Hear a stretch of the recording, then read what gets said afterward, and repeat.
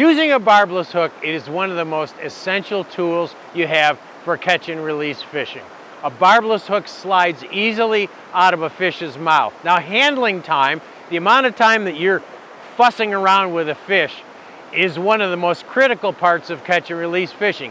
The less you handle a fish, the less stress on the fish, and the easier it's going to be for that fish to swim away in a healthy manner. So using a barbless hook is going to help. Many flies are already barbless.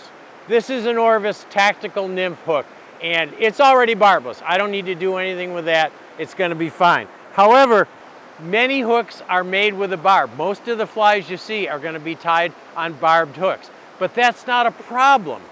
It's very easy to debarb a hook. So I've got this barbed nymph here, and I've got my handy forceps.